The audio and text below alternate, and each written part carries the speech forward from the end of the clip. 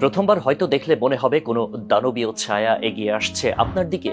শুধু এগিয়ে আসছে না, বরং চারপাশকে বরফ দিয়ে আচ্ছাদিত করে দিচ্ছে। এই দানবের গতিও অনেক বেশি। এই দানব যত আপনার কাছাকাছি আসবে, ততই আপনি হতভম্ব হতে থাকবেন। কেননা এতক্ষণ ধরে যেটিকে দানব ভেবে আসছিলেন, সেটি মূলত একটা ট্রেন। বরফে ঢাকা প্রাকৃতিক সৌন্দর্য ভেদ করে ছুটে চলেছে ট্রেন। দুপাশে বরফ ছিটিয়ে অবিরাম চলছে বরফ কেটে। কিন্তু কোথায় ছুটে চলেছে এই ট্রেন, তার শেষ গন্তব্যই বা কোথায়? চমকপ্রদ সেসব তথ্যই জানবো আজকের আয়োজনে। বরফের ভেতর দিয়ে চলা এই ট্রেনটিকে দেখতে সাধারণ ট্রেনের মতো মনে হলেও এটি আসলে সাধারণ কোনো ট্রেন নয়। ট্রেনটি বরফ সরানো ট্রেন, যাকে বলা হয় স্নো ব্লোয়ার ট্রেন বা স্নো রিমুভাল ট্রেন। অনেকে হয়তো ভেবে বসতে পারেন বরফের ভেতর দিয়ে এই ট্রেন যাত্রী পরিবহন করে, কিন্তু তা একদমই নয়। মূলত শীতকালে বিশ্বের অনেক দেশই বরফে আচ্ছাদিত থাকে। এই আচ্ছাদন সরানোর জন্য ট্রেনটিকে ব্যবহার করা হয়। ট্রেনের রাস্তাগুলোর বরফ জমে থেকে যাত্রীবাহী ট্রেনগুলোকে আটকে রাখে। সেই রেল লাইনগুলোতে এই স্নো ব্লোয়ার ট্রেন বরফকে সরিয়ে দেয়। বলা যায় প্রযুক্তির এক অনন্য আবিষ্কার এই ট্রেন। যে কোনো স্থানে যে রেল লাইনে বরফ জমবে, সে রেল লাইনেই পথ পরিষ্কার করতে হাজির হবে স্নো ব্লোয়ার ট্রেন। তবে বিশেষ এই ট্রেনগুলোর মধ্যেও রয়েছে অনেক প্রকারভেদ। রেল লাইনে বরফ সরানোর কাজে নিয়োজিত ট্রেনের মধ্যে অন্যতম একটি ট্রেন হচ্ছে ওয়েজ প্লাউ ট্রেন, যাকে বাকার প্লাউ বলা হয়।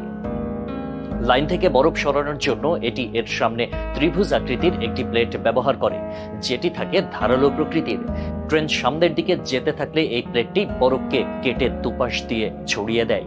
আমেরিকান কোম্পানি দ্বারা পরিচালিত ওয়েজ প্লাউ ট্রেনটি প্রতিদিন 100 থেকে 1000 ঘনমিটার বরফ সরাতে পারে। দুর্দান্ত এই ট্রেনের বেগ ঘন্টায় প্রায় 60 মাইল। ট্রেনটি চলার সময় ট্রেনটির আশেপাশে থাকা প্রায় অসম্ভব।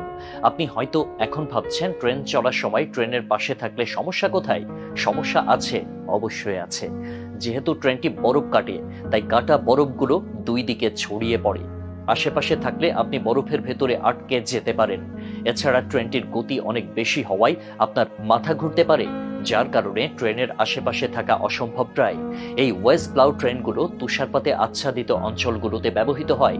রাশিয়া, কানাডা, মার্কিন যুক্তরাষ্ট্র, Sweden, France, Germany, Norway, Japan, চীন সহ অনেক দেশেই ট্রেনগুলো ব্যবহার করা হয়। তবে আপনি জানেন কি কোন দেশে সবচেয়ে বেশি স্নো ব্লোয়ার ট্রেনটি রয়েছে? অবিশ্বাস্য ইঞ্জিনিয়ারিং এর এই ট্রেন সবচেয়ে বেশি আছে রাশিয়ার হাতে।